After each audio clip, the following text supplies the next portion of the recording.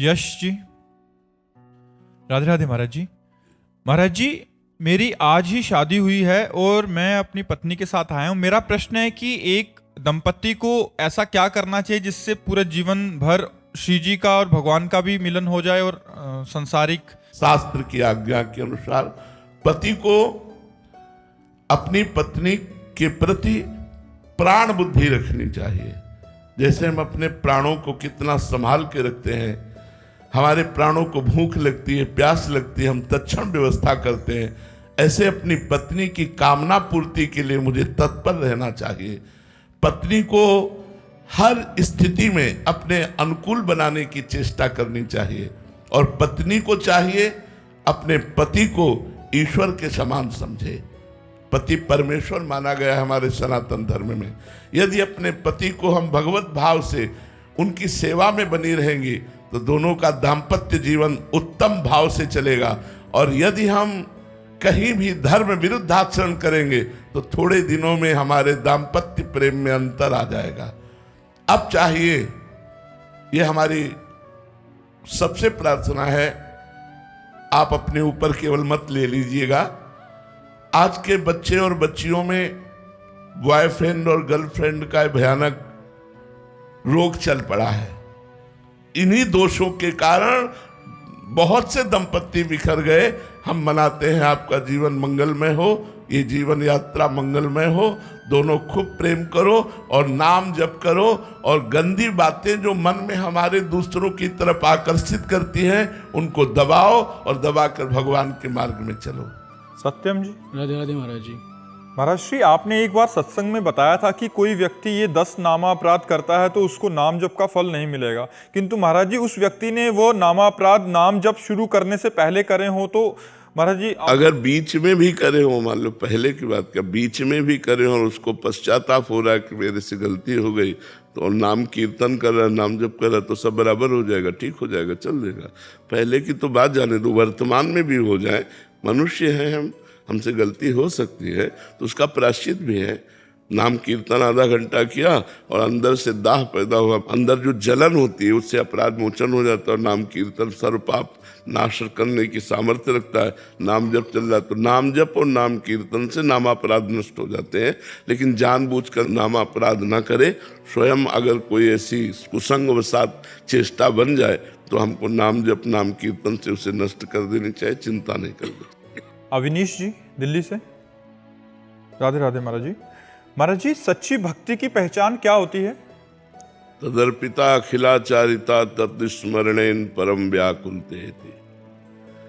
समस्त आचरण भगवान के अनुकूल और एक क्षण के लिए भगवान का विस्मरण होना, प्राण व्याकुल हो जाना। जैसे मछली को जल से अलग करो तो तड़पने लगती है, ऐसे भगवान को भूल जाने पर एक तड़पन पैदा होना है। मैं कैसे भूल गया भगवान का? तद विस्मरणेन परम व्याकुलतेति।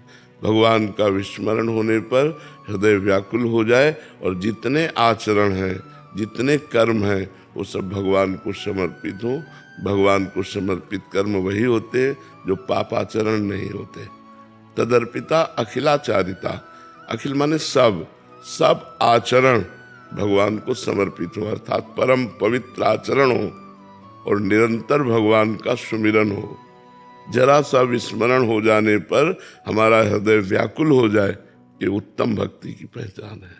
उत्तम भागवत वही है जो त्रिभुवन की राज्य लक्ष्मी देने पर भी आधे पल के लिए भगवान का विस्मरण नहीं करता। अगर त्रिभुवन की राज्य लक्ष्मी जी जाए तो और कहा जाए कि आधे पल के लिए भगवान का भजन छोड़ दो तो वो नहीं छोड़ेगा। उसे ही उत्तम भागवत कहते हैं।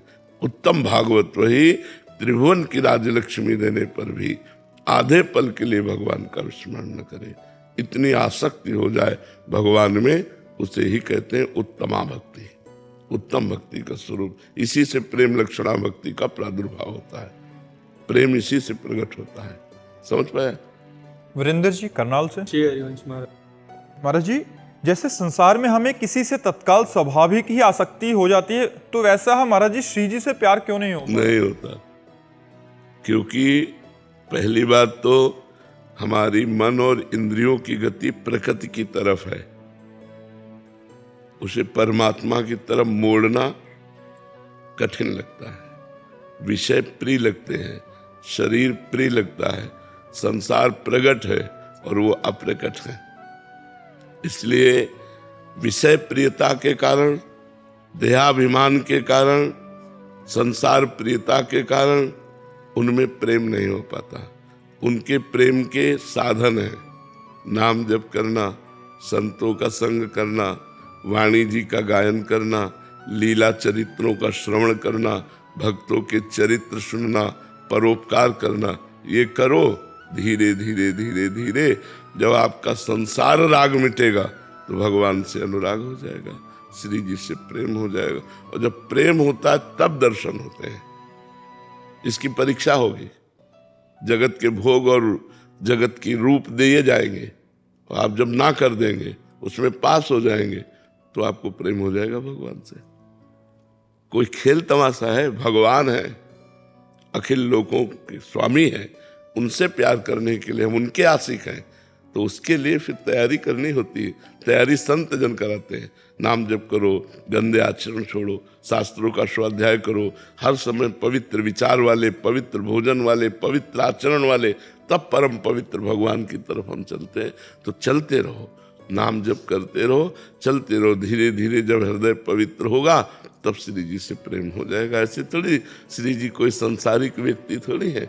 लालजू की प्राण है, लाल बिहारी को प्राण जीवन धन, वार पियत नित पानी, मेरी महारानी श्री राधा रानी। तो इसलिए बहुत धैर्य पूर्वक चलना होता है, लंबे समय तक कष्ट सहकर चलना होता है, काम क्रोधादि विकारों से बचना होता है, तब जाके कहीं श्री जी से अनुराग होता है। अंकित जी, राधे राधे महाराज जी। महाराज जी, पिछले 2 साल से आपको सुन रहा हूँ, नाम जप भी निरंतर करने का प्रयास कर रहा हूँ। आपके श्रीमुख से सुना है कि भगवत प्राप्ति के लिए गुरु बनाना और गुरु मंत्र लेना ज़्यादा लाभदायक है, परंतु महाराज जी इस बात का डर रहता है कि कहीं गुरु दीक्षा लेने के बाद ग्रस्त में रहते हुए कोई नियम टूट जाए, उससे पाप लगेगा। इससे बेहतर है कि गुरु मान लो, बस राधा नाम जप करते रहो। महाराज जी, इस दुविधा को दूर करें। करते रहो, करते रहो। वो जब गुरु की आवश्यकता, भूख लगेगी गुरु की, तो सब बातें भूल जाओगे और गुरु का आश्रय ले लोगे। नाम जप करो, यही सब ठीक कर देगा। नाम जप करते रहो, यही गुरु की भूख पैदा कर देगा, यही गुरु के लिए तड़पने लगेगा। तब गुरु मंत्र ले लेना, खूब नाम जप करो और किसी संत को गुरु भाव से देखते रहो, गुरु भाव से मानते रहो। और जब भगवान कृपा करेंगे तब गुरु जी का वरण हो जाएगा और हमसे ऐसी गलती भी नहीं होगी, हमारे आचरण ठीक हो जाएंगे। तब तक के लिए नाम जप करते रहो। अनीता जी, गुजरात। श्री हरिवंश महाराज जी। महाराज जी, गजेंद्र मोक्ष स्त्रोत के परिचय में लिखा है कि जो मनुष्य रात्रि के शेष अथवा ब्रह्म मुहूर्त के प्रारंभ में जगकर इस स्त्रोत का पाठ करता है तो उसे मृत्यु के समय निर्मल मति अपनी स्मृति प्रदान करता है और वो मनुष्य भगवान को प्राप्त करता है। महाराज जी, मेरा निवेदन है कि आप इस मुहूर्त के समय अर्थात कितने बजे से कब तक ये समय रहता है ब्रह्म मुहूर्त? ब्रह्म मुहूर्त तो 4 बजे से माना जाता है। प्रातःकालीन ब्रह्म मुहूर्त 4 बजे से माना जाता है। जो 4 बजे जब प्रातःकालीन, तब माना जाता है। देखो, हर स्तोत्र का एक फल है। कोई भी स्तोत्र पढ़ो तो उसकी फल स्तुति लिखी, लेकिन सब स्तोत्रों का फल है निरंतर भजन करना। अगर हम निरंतर भजन नहीं करते तो भगवान की प्राप्ति कठिन है। हम 40 मिनट 50 मिनट में गजेंद्र मोक्ष का पाठ कर लिया, इसके बाद विषय चिंतन कर रहे हैं, संसार के खेल खेल रहे हैं, संसारिकता में कैसे बात बनेगी? भगवान तो कहते हैं अनन्यस चिंतयन्तो माम ये जना पर्युपासते, जो मेरा अनन्य चिंतन करते हैं, मेरी अनन्य उपासना करते हैं, मैं उनको प्राप्त होता हूँ। तो माना गजेंद्र मोक्ष का पाठ करने से अंतिम समय भगवान कृपा करेंगे, स्मृति देंगे। मान लो गजेंद्र मोक्ष का पाठ किया, इसके बाद हम संसारिक चिंतन में मरे, कोई घटना घट रही, अचानक दिल फेल हो गया, हम कोई बात कर रहे थे, कुछ कर रहे, तो हमारी सदगति रुक जाएगी। जरूरी थोड़ी कि हम आराम से सैया पे लेट के फिर हम जाएं। एक्सीडेंट हो सकता है, कुछ भी, हमारे शरीर का क्या प्रारब्ध है कुछ पता नहीं, कैसे जाएगा? तो हम हर समय राधा राधा राधा राधा चलते फिरते उठते बैठते हर समय नाम स्मरण कर रहे हैं और गजेंद्र मोक्ष का पाठ भी कर रहे हैं। उसे कर लो। प्रातःकालीन ब्रह्म मुहूर्त 4 बजे से लगता है। केदार सिंह जी दिल्ली से। राधे राधे। राधे राधे महाराज जी। महाराज जी, आत्मबोध, ज्ञान प्राप्ति के पश्चात अंतर यात्रा और परमानंद की अनुभूति बनाम नाम जप की निरंतरता, इन दोनों मार्गों की सार्थकता और प्रभाव में क्या भिन्नता है महाराज जी? जब हम नाम जप करते हैं तो हमारी बुद्धि पवित्र हो जाती है। जब सब पाप नष्ट हो जाते हैं तो हमारी बुद्धि में विवेक का उदय होता है। विवेक लोक परलोक के भोगों से वैराग्य दिलाता है। और जब वैराग्य दृढ़ होता है तो ब्रह्मबोध प्रदान करने वाला ज्ञान प्रकट होता है। और उसी ज्ञान से इस अनात्मा शरीर से राग नष्ट करके अपने स्वरूप बोध में स्थित हो जाता है महात्मा।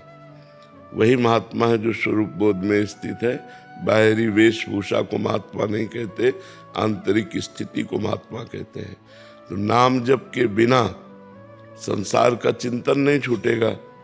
संसार का चिंतन जब तक नहीं छूटेगा तो चिंतन के द्वारा राग बना रहेगा, इसलिए उसे वैराग्य ना होने के कारण शुद्ध ज्ञान नहीं होगा। और भगवान का नाम सच्चिदानंदमय है। जब सच्चिदानंद का चिंतन होगा तो जगत का चिंतन छूटा तो सच्चिदानंद के चिंतन से ज्ञान और जगत के चिंतन से अज्ञान। तो ज्ञान से स्वरूप बोध, ज्ञान से संपूर्ण लोक लोकांतरों में एक ही परम तत्व विराजमान है, ऐसा बोध। किसका प्रश्न है? समझ में आ रही बात? इसलिए नाम जप की अत्यंत आवश्यकता है। बिना भगवान का नाम जप किए न वैराग्य दृढ़ होगा, न भक्ति दृढ़ होगी, न ज्ञान दृढ़ होगा। देखो सनक सनंदन सनातन सनत कुमार ये आत्मबोध संपन्न महापुरुष है तो हर समय रटते रहते हैं हरि शरणम हरि शरणम हरि शरणम हरि शरणम।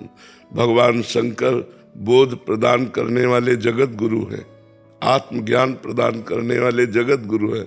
हर समय भगवान का नाम जपते रहते हैं, भगवान का चरणोदक गंगा जल अपने माथे पे धारण करते हैं। तो चाहे ज्ञान हो, भक्ति हो, वैराग्य हो, बिना भजन के नहीं प्राप्त होता। केवल पढ़ लेने से या सुन लेने से या प्रवचन कर लेने से आत्मबोध नहीं होता, उसके लिए भजन करना पड़ता है। समझ में आई बात? अनिल सिंह जी बिहार से। राधे राधे महाराज जी। महाराज जी, प्रेम और मोह में अंतर कैसे समझें? शरीर को लेकर जो होता है उसे मोह कहते हैं, स्वरूप को लेकर जो होता है उसे प्रेम कहते हैं। शरीर को लेकर के जो होता है, प्रकृति को लेकर जो होता है उसे मोह कहते हैं, परमात्मा को जो लेकर होता है उसे प्रेम कहते हैं। इसलिए यहां कहीं कोई प्रेम नहीं करता। यहां काम है, राग है, मोह है, आसक्ति है, प्रेम नहीं है। जहां कहीं भी तुम्हें दिखाई दे रहा है जो दो व्यक्तियों के बीच में, वो काम है। मैं आपसे प्यार करता हूं, आप मुझसे प्यार कीजिए। मैं आपसे प्यार करता हूं, आप मेरी बात मानिए। मैं आपसे प्यार करता हूं, आप हमारी बात को समझिए, हमारी बात को समझिए। क्या हम जैसा चाहें वैसा आप चलिए, वैसा आप करिए, वैसे आप रहिए। ये हुई मोह की बात। प्रेम की बात क्या होती है? मैं आपका हूं, आपको जो चाहिए जैसे चाहिए मैं अपने प्राण देने के लिए तैयार हूं। आपके सुख के लिए मेरा जीवन है, यहां मेरे सुख के लिए आपसे प्यार है। तो ये प्यार मोह है, राग है, काम है। जो परमात्मा से होता है उसे प्रेम कहते हैं, जो शरीरों से होता है उसे काम, राग, आसक्ति और मोह के नाम से कहा गया है। समझ पा रहे हैं आप? यहां कितना प्रेम है आपको हम एक उदाहरण में बता दे। आप जिससे प्यार करते हो और वो किसी और से प्यार करने लगे, क्या करोगे आप? आशीर्वाद दोगे आप उससे द्वेष करने लगेंगे, आप नफरत करने लगेंगे। वही प्रेम, ये प्रेम है। प्रेम तो वो है कि बहुत अच्छा हुआ, शायद हम आपके सुख के योग्य नहीं थे, आपके सुख के योग्य ये मिले। मैं जीवन भर आपको आशीर्वाद देता रहूंगा, कभी बाधा नहीं बनूंगा, तुम दोनों सुखी रहो। ये यहां से प्रेम की शुरुआत। इस प्रेम की दम है, अगर वो है तो वो भगवान से जुड़ा हुआ चित्त होगा, तभी ये हो सकता है, नहीं ऐसा नहीं हो सकता। संसार का ये रीति है, संसार का ये प्यार नहीं है। प्यार जिसे कहते हैं, अभी उसकी तत्सुख सुखित्वम, सामने वाले के सुख में सुखी हो जाना, प्यार उसे कहते हैं। प्रतिक्षण वर्धमानम, कुछ भी करो हमारा प्यार तुम्हारे प्रति बढ़ता चला जाएगा। एक मुस्कुराहट में प्राण त्यागने की इच्छा होती है, प्रेम उसे कहते हैं। अपने प्यारे की एक मुस्कुराहट देखने के लिए प्राण बलिदान करने की इच्छा होती है। और यहाँ हमारी वासनाओं का खेल है, प्रेम का खेल नहीं है। यहाँ वासनाओं की इच्छाओं की पूर्ति है एक दूसरे से, इसलिए हम उसे प्यार नाम दे रहे हैं। ये काम है, ये राग है, ये मोह है, ये आसक्ति है। मोहित अग्रवाल जी, महाराज जी, क्या हर व्यक्ति का एक निश्चित उद्देश्य लेकर जन्म होता है? उद्देश्य यहां बनाया जाता है, संग से उद्देश्य की पूर्ति होती है। हम जैसे माहौल में होते हैं वैसा हमारा उद्देश्य बन जाता है। माता पिता, पड़ोस, मित्र, ये हमारे उद्देश्य के जनक होते हैं। यदि हमें सात्विक वातावरण मिला तो भागवतिक उद्देश्य बन जाएगा। यदि हमें रजोगुणी तमोगुणी संग मिला तो जागतिक उद्देश्य बन जाएगा। उद्देश्य लेकर जन्म नहीं होता, प्रारब्ध लेकर जन्म होता है। प्रारब्ध में दो कर्म होते हैं, एक शुभ और एक अशुभ, उनके दो परिणाम होते हैं, एक सुख और एक दुख। लेकिन उद्देश्य संग से बनता है। जैसे साधु संग मिल गया तो भगवत प्राप्ति का उद्देश्य बन गया, कुसंग मिल गया तो भोगों का उद्देश्य बन गया। उद्देश्य संग से प्रकट होता है। इसलिए भगवान कृपा करें और हमें उत्तम संग की प्राप्ति हो, जिससे हमारा उद्देश्य उत्तम बन जाए, भगवत प्राप्ति का बन जाए। उद्देश्य लेके जन्म नहीं होता, उद्देश्य जन्म के बाद होता है। जहां हमें जैसा वातावरण मिलता है हमारा वैसा उद्देश्य बन जाता है। सीबी पराशर जी, फरीदाबाद से, राधे राधे महाराज जी। महाराज जी, आपके चरणों में कोटि कोटि वंदन। गुरुजी, जैसे कि हमने श्री गीता जी में पढ़ा है कि कर्मों का फल तो अवश्य भोगना ही पड़ता है, तो महाराज जी क्या शरणागति उपरांत कर्म बंधनों से बचा जा सकता है? कर्म बंधन कट जाते हैं, लेकिन प्रारब्ध भोग भोगना पड़ता है। जिससे शरीर की रचना हुई है, शरणागति तो आज हुए हैं, शरीर की रचना तो पहले हो चुकी है ना। तो जो रचना हो चुकी है उसमें निश्चित हो चुका है कि 20 वर्ष में आपकी टांग टूटेगी, अमुक वर्ष में आपका ये होगा वो होगा। तो आप भक्ति करें चाहे जितनी करें, लेकिन वो होगा, क्योंकि वो प्रारब्ध है। जो हमारे संचित कर्म हैं वो भस्म हो जाएंगे, जो क्रियमाण है वो मंगलमय हो जाएंगे, लेकिन जो प्रारब्ध है वो अवश्य में भोक्तव्यम कृतम कर्म शुभाशुभम, वो भोगना पड़ेगा। ये तैयारी रखनी चाहिए उपासक को। ये न सोचे कि भजन करके हम जड़ से इन प्रारब्ध को मिटा देंगे, नहीं, प्रारब्ध भोगना पड़ा है बड़े बड़े महर्षियों को, ब्रह्म ऋषियों को, महात्माओं को। इसलिए हम लोग तो जन साधारण लोग हैं, प्रारब्ध भोगना ही पड़ेगा, इसे भोग के ही काटा जाता है। हाँ, दो प्रकार के कर्मों का नाश हो जाएगा, एक तो संचित कर्म और दूसरे क्रियमाण। क्रियमाण भगवद अर्पित है इसलिए निष्प्रभावित हो गए, और संचित कर्म भगवान की शरणागति से भस्म हो जाते हैं, और प्रारब्ध को भगवान की स्मृति में डूबकर हम भोग लेते हैं और हम भगवत प्राप्त हो जाते हैं। समझ में आई बात? गोवर्धन गिरधारी जी, राजस्थान से, राधे राधे महाराज जी। महाराज जी, आपके चरणों में दंडवत प्रणाम। महाराज जी, भक्ति, ज्ञान एवं वैराग्य जीवन में आता तो है पर टिकता नहीं है, इन्हें स्थायी रूप से बनाए रखने के लिए क्या करें? भगवद स्मृति। जो स्थायी ज्ञान न हो उसे ज्ञान नहीं कहते, जो स्थायी भक्ति न हो उसे भक्ति नहीं कहते, जो स्थायी वैराग्य न हो उसे वैराग्य नहीं कहते। क्षणिक वैराग्य, क्षणिक ज्ञान, फिर विषयों में प्रीति, ये शुद्ध ज्ञान नहीं है। श्रद्धावान लभते ज्ञानम तत्परा संहितेन्द्रिया। एक एक शब्द पर ध्यान दीजिए। श्रद्धावान लभते ज्ञानम तत्परा संहितेन्द्रिया, ज्ञानम लब्ध्वा पराम शांति मचिरेणादि गच्छति। जो हमें शास्त्र ज्ञान प्राप्त हुआ है, श्रद्धा विश्वास पूर्वक हमको उसे अपने आचरण में उतारना चाहिए। जितेंद्रिय, मनोनिग्रही होना चाहिए। संहितेन्द्रिया, अपनी इंद्रियों का संयमन करना चाहिए। बहिर्मुख इंद्रियों को अंतर्मुख करके परमात्म चिंतन में तन्मय होना चाहिए। तब जो शुद्ध ज्ञान प्रकट होगा उसके द्वारा मायामल का नाश हो जाएगा। श्रद्धावान लभते ज्ञानम तत्परः संयतेन्द्रिया। जो ज्ञान हमें प्राप्त हुआ उसके परायण हो और अपनी इंद्रियों को विषयों से हटाकर परमात्मा में लगाएं तो शुद्ध ज्ञान प्रकट होगा, परम शांति की प्राप्ति हो जाएगी।